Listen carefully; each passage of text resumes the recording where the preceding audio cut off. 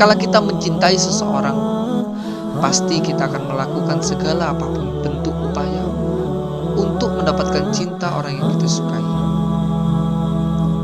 Namun, bagaimana ketika kita sudah berupaya, tapi cinta tak sampai?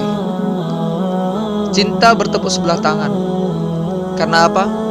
Karena upaya dan usaha yang sudah engkau lakukan tidaklah menarik simpatik orang yang kita sukai, justru menimbulkan kebencian.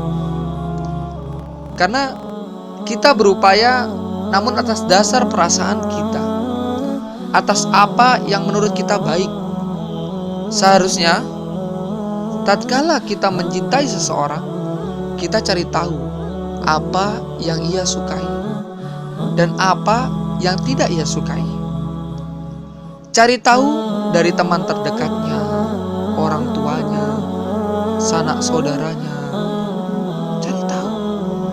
Bukan atas dasar inisiatif kita sendiri, menurut kita ini baik buat dia, menurut kita ini kesukaan dia. Sehingga timbulnya apa?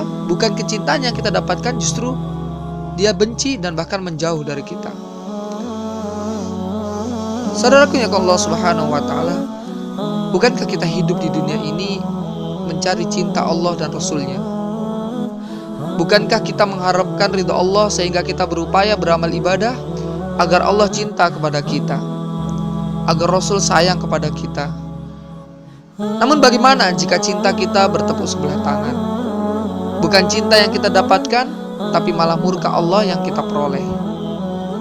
Kenapa ini bisa terjadi? Karena kita berupaya beribadah tapi tidak sesuai yang Allah dan Rasul sukai.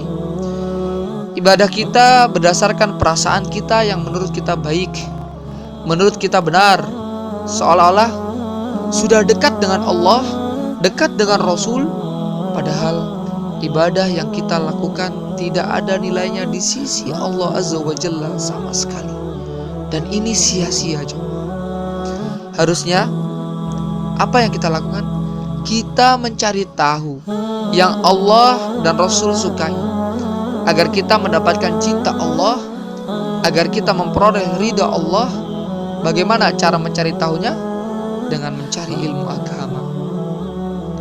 Di dalam sebuah hadis yang diriwayatkan oleh Ummul Mukminin Ummu Abdillah Aisyah radhiyallahu taala anha berkata, Rasulullah sallallahu alaihi wasallam bersabda, "Man ahdasa fi amrina hadza ma laysa minhu fahuwa raddun." Yang kurang lebih artinya, barang siapa yang menciptakan hal baru dalam perkara ibadah yang tidak ada dasar hukumnya, maka ia ditolak. Hadis riwayat Bukhari dan Muslim. Dalam hadis riwayat Muslim, Rasulullah SAW bersabda, barang siapa melakukan amalan yang tidak didasari perintah kami, maka ia ditolak. Hadis ini sahih. Kemudian apa dampaknya yang perlu kita ketahui bersama? Dampaknya adalah ada sebuah hadis dari Abu Wail, dari Abdullah, Nabi SAW bersabda, aku akan mendahului kalian di Al-Haud, kata Rasulullah. Al-Haud itu telaga. Dinampakkan di hadapanku beberapa orang di antara kalian. Ketika aku akan mengambilkan minuman untuk mereka dari Al-Haud, mereka dijauhkan dariku. Aku lantas berkata, wahai Robku, ini adalah umatku.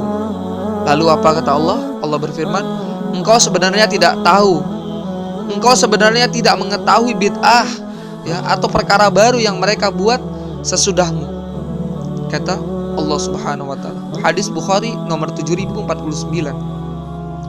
Dalam riwayat lain dikatakan, wahai Robku, mereka betul-betul mengikutiku, kata Rasulullah. Lalu Allah berfirman, sebenarnya engkau tidak mengetahui bahwa mereka telah mengganti ajaranmu setelahmu. Kemudian aku, yaitu Rasulullah SAW, mengatakan, celaka bagi orang yang telah mengganti ajaranku sesudahku. Hadis riwayat Bukhari nomor 7051. Jadi demikian saudaraku yang Allah Subhanahu wa ta'ala, berhati-hatilah kita dalam beramal. Ikutilah segala apa yang diperintahkan oleh Allah Subhanahu wa ta'ala dan diajarkan oleh Rasulullah SAW, agar amalan yang kita lakukan tidaklah sia-sia.